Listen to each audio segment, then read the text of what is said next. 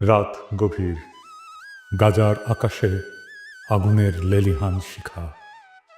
বিস্ফোরণের প্রতিটি শব্দ যেন আকাশকে ফুঁড়ে চিৎকার করে জানিয়ে দিচ্ছে এখানে জীবন আর মৃত্যুর মধ্যে কোনো ব্যবধান নেই।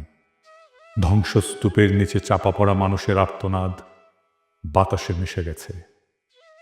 এক মায়ের কণ্ঠ ভেসে আসছে, আমার বাচ্চাকে বাঁচান। কেউ কি শুনতে পাচ্ছেন? কিন্তু এখানে কেউ কারো কান্না শোনে না। এখানে কান্নার চেয়ে বড় শব্দ হলো ক্ষেপণাস্ত্রের গর্জন। ইফতারের পর ক্লান্ত শরীরে একটু বিশ্রামের আশায় যে পরিবার শুয়ে পড়েছিল, কয়েক সেকেন্ডের ব্যবধানে তারা ধূলিসাৎ হয়ে গেল।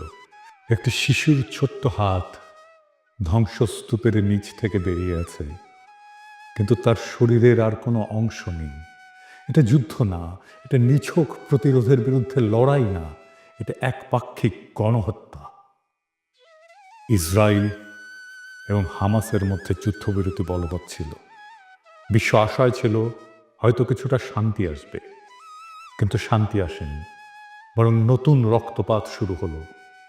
18 মার্চ রাতে কসাই নেতানিয়াহুর বাহিনী যুদ্ধবিরতি ভেঙে বেসামরিক মানুষের উপরে ভয়াবহ হামলা চালালো।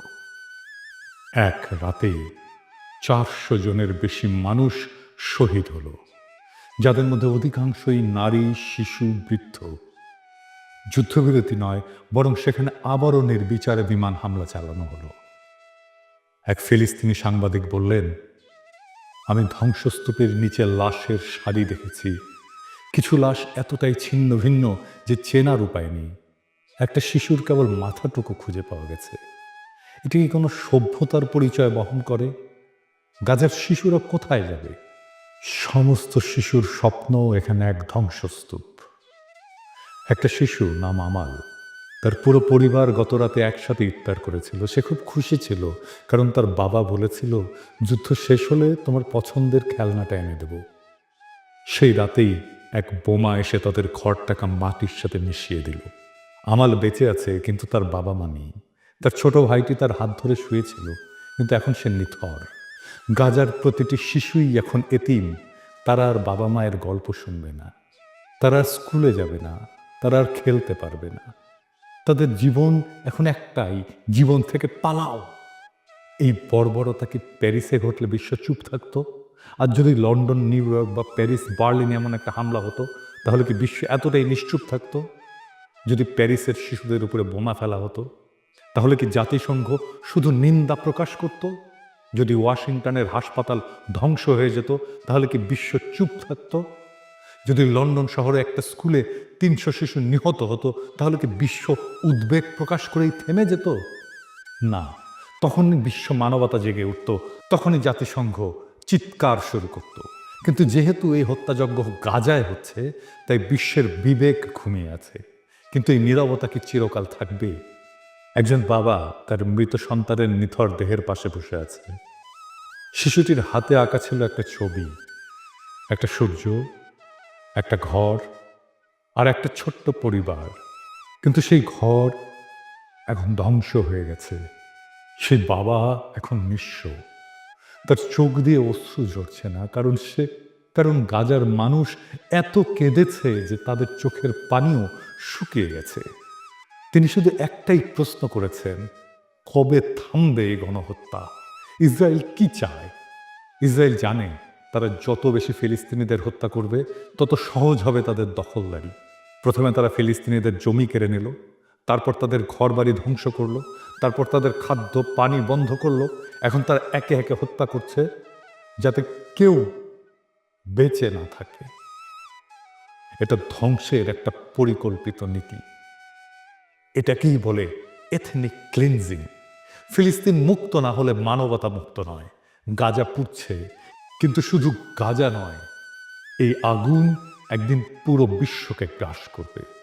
আজ যদি ফিলিস্তিন মুক্ত না হয়, তাহলে মানবতা কোনোদিন মুক্ত হবে না। আর যদি গাজার শিশুরা বাঁচতে না পারে, তাহলে পৃথিবীর কোনো শিশুই নিরাপদ নয়। আজ যদি আমরা চুপ থাকি, তাহলে একদিন আমাদের ঘরেও আগুন লাগবে, তখন কেউ আমাদের জন্য কথা বলবে না। এখন প্রশ্ন হলো, এই হত্যাযজ্ঞ কবে থামবে? পৃথিবী কি নীরব দর্শকের ভূমিকা পালন করবে? আজ গাজার রাস্তায় শিশুরা কাঁদছে, তাদের বাবা মা মৃত, আর আমরা যারা নিরাপদ ঘরে বসে এই ঘটনা দেখছি, আমাদের কি কিছুই করার নেই?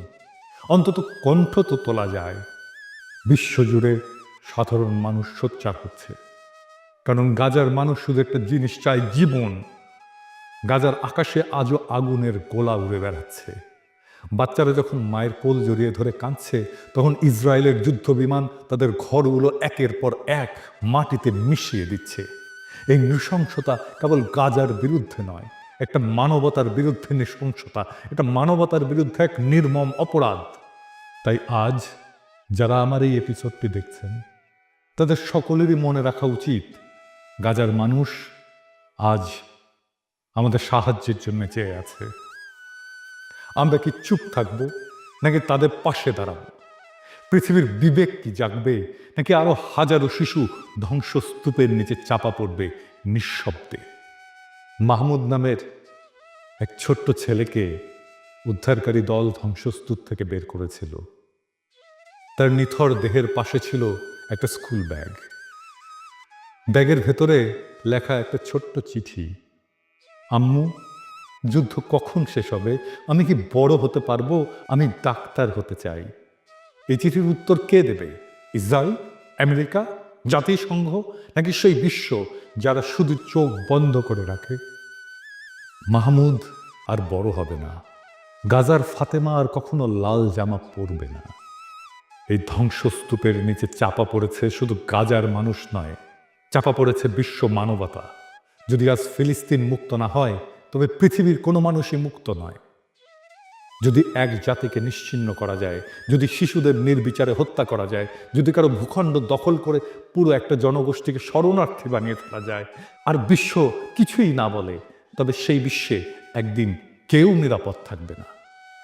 ফিলিস্তিনের লড়াই শুধু ফিলিস্তিনিদের নয়, এটা পুরো মানবতার লড়াই। কিন্তু একদিন সেই ধ্বংসস্তূপের নিচ থেকে যেদিন নতুন ফিলিস্তিন জন্ম নেবে, যেদিন প্রতিটি শহীদ শিশুর নাম স্মরণ করা হবে, যেদিন মানবতা আবার মাথা তুলে দাঁড়াবে, সেদিন আমরা গলা উঁচিয়ে বলবো, ফিলিস্তিন মুক্ত হয়েছে। আর সেদিনই মানবতা মুক্ত হবে। ফিলিস্তিনের স্বাধীনতা ছাড়া আমাদের স্বাধীনতা অর্থহীন। একদিন ঠিক ফিলিস্তিন মুক্ত হবে। একদিন সূর্যের স্বপ্নের শান্তির ভোর আসবে। একদিন পৃথিবীর মাটি, আকাশ, বাতাস মধুময় হবে। সেই দিনের অনাগত প্রজন্ম আমাদের অক্ষমতাকে, আমাদের কাপুরুষতাকে, আমাদের স্বার্থপরতাকে ক্ষমা করো। হে মহান সৃষ্টিকর্তা, তুমি আমাদের ক্ষমা করো। তুমি বৃথাই আমাদের শক্তি দিয়েছিলে। এই দীনতা, এই কাপুরুষতা, এই অক্ষমতার দায় আমরা নিলাম। Free, free, free Palestine. No more murder, no more lies. ইনকিলাব জিন্দাবাদ।